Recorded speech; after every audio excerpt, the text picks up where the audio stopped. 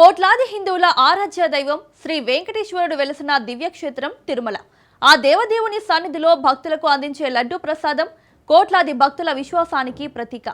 అలాంటి లడ్డూ తయారీకి ఉపయోగించిన నెయ్యి విషయంలో వెలుగులోకి వచ్చిన కల్తీ ఆరోపణల నివేదిక ఇప్పుడు దేశవ్యాప్తంగా సంచలనం రేపుతున్నాయి. అయితే స్వామివారి ఆశీస్సులతో పాలన చేయాల్సిన ప్రభుత్వాలు అక్కడ కూడా కలుషిత రాజకీయాలకు ప్రాధాన్యమిస్తున్నాయి. ఒకరిపై ఒకరు విమర్శలు గుప్పించుకుంటున్నారు. లడ్డూ ప్రసాద తయారీని ఘీ గుమగుమలతో పవిత్రం చేయాల్సింది పోయి అప్రతిష్టకు ఒడిగడుతున్నారు. సుప్రీంకోర్టు, సిట్ దర్యాప్తులు, ల్యాబ్ల దాకా శ్రీవారి లడ్డూను పంపిస్తున్నారు. కోట్లాది మంది భక్తులకు మనోవేదనను మిగుల్చుతున్నారు. రాజకీయ పార్టీలు వారి ప్రయోజనాల కోసం బురద జల్లుకుంటున్నారు. లడ్డూ ప్రసాదానికి కలంకం తెస్తున్నారు. శ్రీవారి లడ్డూ వ్యవహారంపై ఆంధ్ర రాష్ట్రంలోని పాలక ప్రతిపక్షాల తీరు యుద్ధరంగాన్ని తలపిస్తోంది. ఇంతకీ ఈ ఆగడాలు జగడాలకు కారణమేంటి? Let's watch.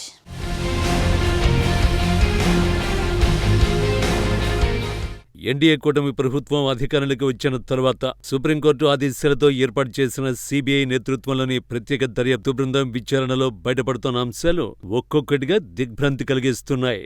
లడ్డూ తయారీలో వాడిన పదార్థాలపై ప్రాథమిక ఛార్జ్షీట్లో పేర్కొన్న ఆరోపణలు భక్తుల మనోభావాలను తీవ్రంగా కలిచివేస్తున్నాయి. సిట్ విచారణలో ప్రధానంగా ముందుకు వస్తున్న ఆరోపణ ఒక్కటే: లడ్డూ తయారీలో వాడింది అస్సలు పాల నుండి తీసిన స్వచ్ఛమైన నెయ్యి కాదని, అది పూర్తిగా రసాయనాల సహాయంతో తయారు చేసిన సింథటిక్ నెయ్యి అని దర్యాప్తు సంస్థలు పేర్కొంటున్నాయి. వనస్పతి, పామాయిల్ వంటి చౌక నూనెలకు జంతువుల కొవ్వును కలిపి దానికి నెయ్యి వాసన వచ్చేలా ప్రత్యేక రసాయనాలు జోడించి మాయ చేసినట్లు సిట్ ఆరోపిస్తోంది.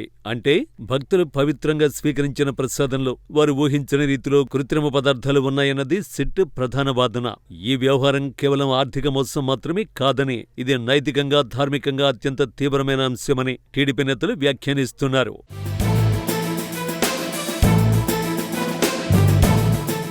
అయితే ఇంత పెద్ద స్థాయిలో జరిగిన మోసం ఇన్నాళ్లు ఎలా బయటపడలేదన్న ప్రశ్నకు సిట్ ఒక కీలక సాంకేతిక కారణాన్ని బయటపెట్టింది. జంతువుల కొవ్వును 10% కన్నా తక్కువ మోతాదులో చాలా చాకచక్యంగా కలిపితే సాధారణంగా చేసే ల్యాబ్ పరీక్షలు దానిని గుర్తించలేమని నిపుణులు సిట్కు వివరించినట్లు సమాచారం. ఈ స్థాయిలో కల్తీ జరిగితే ల్యాబ్ రిపోర్టులు స్వచ్ఛమైన నెయ్యి అనే ఫలితాన్ని చూపిస్తాయని సిట్ పేర్కొంటోంది. అధునాతన పరీక్షా పరికరాలు లేని టీటీడీ ల్యాబ్ వ్యవస్థను కాంట్రాక్టర్లు సద్వినియోగం చేసుకుని ఈ మోసానికి పాల్పడ్డారని విచారణలో తేలినట్టు తెలుస్తోంది. కనిపించదు అనే ధైర్యంతోనే ఈ సింథటిక్ నెయ్యి వ్యాపారం సాగిందన్నది సిట్ ప్రధాన ఆరోపణ. ఈ మొత్తం వ్యవహారంలో నెయ్యి సరఫరా చేసిన కాంట్రాక్టర్ల పాత్రపై అనుమానాలు మరింత బలపడుతున్నాయి. తక్కువ ధరకు సరఫరా చేయాలనే ఉద్దేశంతో నాణ్యతను పూర్తిగా పక్కన పెట్టారని సిట్ ఆరోపిస్తోంది. కోట్ల రూపాయల లాభాల కోసం భక్తుల విశ్వాసాలతో చెలగాటం ఆడారని అధికార పార్టీ నేతలు తీవ్ర విమర్శలు చేస్తున్నారు. ప్రాథమిక ఛార్జ్షీట్లో కొన్ని కంపెనీల పేర్లు, సరఫరా చేయని వివరాలు కూడా ఉన్నాయని సమాచారం. తదుపరి దశలో మరిన్ని అరెస్టులు, అదనపు ఛార్జ్షీట్లు దాఖలు చేసే అవకాశం ఉందని ప్రభుత్వ వర్గాలు చెబుతున్నాయి. ఇదే సమయంలో ప్రతిపక్ష వైసీపీ ఈ ఆరోపణలన్నింటినీ పూర్తిగా కొట్టిపారేస్తోంది. లడ్డూలో పంది కొవ్వు, ఫిష్ ఆయిల్ వంటి పదార్థాలు కలిపారన్న ప్రచారంలో ఏమాత్రం నిజం లేదని వైసీపీ నేతలు స్పష్టం చేస్తున్నారు. ఎన్డీడీబీ రిపోర్టులో ఉపయోగించిన సాధ్యత అనే పదాన్ని కావాలనే వక్రీకరించి భక్తుల మనోభావాలతో టీడీపీ ప్రభుత్వం ఆడుకుంటోందని వారు ఆరోపిస్తున్నారు. తాము అధికారంలో ఉన్న సమయంలో నాణ్యమైన నెయ్యినే సరఫరా చేశామని, తక్కువ ధరకు సేకరించడం ద్వారా టీటీడీ నిధులను ఆదా చేశామే తప్ప ఎక్కడా కల్తీ జరగలేదని వైసీపీ వాదిస్తోంది. చంద్రబాబు నాయుడు ప్రభుత్వం కావాలనే ఈ అంశాన్ని రాజకీయ ఆయుధంగా మార్చి గత ప్రభుత్వాన్ని బదనం చేసే ప్రయత్నం చేస్తోందని వైసీపీ నేతలు మండిపడుతున్నారు. 2024 ఎన్నికలకు ముందు లడ్డూ ప్రసాదం పేరుతో జరిగిన మనోభావాల రాజకీయాలు, అధికారం కోసం కుమ్ములాడుకోవడం వంటి సన్నివేశాలు చూసి భక్త జన సంద్రమంతా ఆశ్చర్యపోయింది. ఒకంత ఆవేదనకు లోనైంది. ఏడుకొండలవాడిని పార్టీలు, సదరు పార్టీ నేతలు స్వార్థ ప్రయోజనాల కోసం వాడుకోవడంలో సక్సెస్ అయ్యారు. అతి సున్నితమైన ఈ అంశంపై అదిగో పులి అంటే ఇదిగో తోక అన్నట్టు వాళ్ళంతా వాస్తవాలతో సంబంధం లేకుండా ఎవరి స్టోరీలను వాళ్ళు ముందుగానే అల్లేసుకుని ఎలక్షన్ గెయిన్ పొందారు. చివరాఖరికి సుప్రీంకోర్టు ఈ వ్యవహారంలో జోక్యం చేసుకుంది. సిబిఐ దర్యాప్తుకు ఆదేశించింది. లేటెస్ట్ గా సిబిఐ నాయకత్వంలో సిట్ ప్రత్యేక బృందం 219 పేజీల ఛార్జ్షీట్ ని ఏకంగా కోర్టులో ప్రవేశపెట్టింది. ఈ అంశానికి సంబంధించి ఒక డైరీ సంస్థ డైరెక్టర్ సహా 36 మందిని నిందితులుగా తేల్చేశారు. 2019 నుంచి 2024 మధ్యకాలంలో టీటీడీకి నెయ్యి పేరుతో సరఫరా చేసింది పాలతో తయారు చేసిందేమీ కాదు, అదంతా కెమికల్స్ తో కలిపి చేసిన సరుకని నిర్ధారణ అయిపోయింది. అయితే 2 ఏళ్లుగా రచ్చ జరుగుతున్నట్లుగా అందులో యానిమల్ ఫ్యాట్ ఏమీ కలవలేదని స్పష్టం చేసింది. ఇప్పుడు అదే పాయింట్ మీదే మళ్లీ రాజకీయాలు ఊపందుకున్నాయి. నిరసనలు రేగాయి. ఊరూరా శ్రీవారి ఆలయాల్లో వైసీపీ ప్రక్షాళన పూజలు నిర్వహించింది. ఈ క్రమంలోనే గుంటూరు వంటి ప్రాంతాల్లో అల్లర్లు రేగాయి. అలజడులు, దౌర్జన్యాలు పెచ్చరిల్లాయి.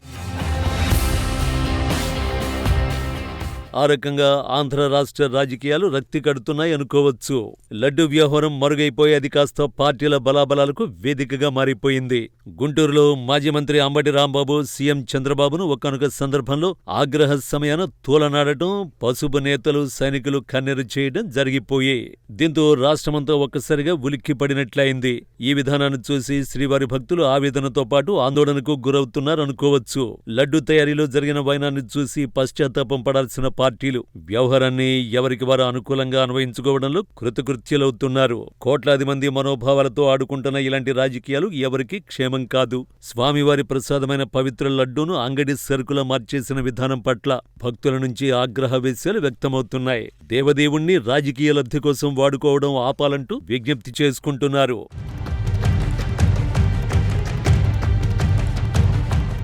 రాష్ట్రమంతా రేగిన అలజడుల్లో ఎవరి పాత్ర ఎంతెంత అంటే ఇక్కడ జవాబు దొరకని అనేక చిక్కుముడల సమస్యగాని చెప్పుకోవచ్చు. లడ్డు తయారీలో అవలంబించిన విధానం ఆక్షేపణీయం. దాన్ని ఏ ఒక్కరూ సమర్థించరు. సుప్రీం ఆదేశాలతో సిట్టు వెలువరించిన నివేదిక ఏ పార్టీకి లాభం, మరే పార్టీకి నష్టమన్న సంగతి పక్కన పెడితే భక్తజనుల మనోభావాలైతే తీవ్రంగా కలత చెందాయి. జరిగిన నష్టాన్ని మరెవరూ పూడ్చలేరు. ఇక ఈ రాజకీయ వాదనల మధ్య అస్సలు ప్రశ్న ఒక్కటే, నిజంగా లడ్డూలో ఏం జరిగింది? భక్తుల విశ్వాసానికి భంగం కలిగిందా లేదా? ఈ అంశం కోర్టులో దర్యాప్తులో తేలాల్సి ఉంది. కానీ రాజకీయ పార్టీల ఆరోపణలు, ప్రత్యారోపణలతో విషయం మరింత ఉద్రిక్తంగా మారుతోంది. భక్తుల భావోద్వేగాలు అత్యంత సున్నితమైనవని, ఈ అంశంలో రాజకీయాలు చేయడం తగదని పలువురు అభిప్రాయపడుతున్నారు. మరోవైపు నిజంగా కల్తీ జరిగితే దాని బాధ్యులపై కఠిన చర్యలు తీసుకోవలసిందేనని కూడా సమాజం కోరుతోంది. సిట్ దర్యాప్తు ఇంకా కొనసాగుతోంది. ఫోరెన్సిక్ పరీక్షలు, అధునాతన ల్యాబ్ రిపోర్టులు, నిపుణుల అభిప్రాయాల ఆధారంగా తుది నివేదిక రూపొందనుంది. ఈ నివేదికే ఈ వివాదానికి ముగింపు పలికే కీలక ఆధారంగా మారనుంది. మొత్తానికి తిరుమల లడ్డూ వివాదం ఆంధ్రప్రదేశ్ రాజకీయాల్లో ఒక కీలక మలుపుగా మారింది. ఒకవైపు టీడీపీ ప్రభుత్వం అది నెయ్యే కాదు, సింథటిక్ రసాయన ద్రవమని నిరూపించేందుకు సిద్ధమవుతుంటే, మరోవైపు వైసీపీ కల్తీ జరగలేదని, ఇది పూర్తిగా రాజకీయ కుట్ర అని ఎదురుదాడి చేస్తోంది. నిజమేంటన్నది తేలే వరకు ఈ వివాదం రాజకీయ వాతావరణాన్ని వేడెక్కిస్తూనే ఉండనుంది.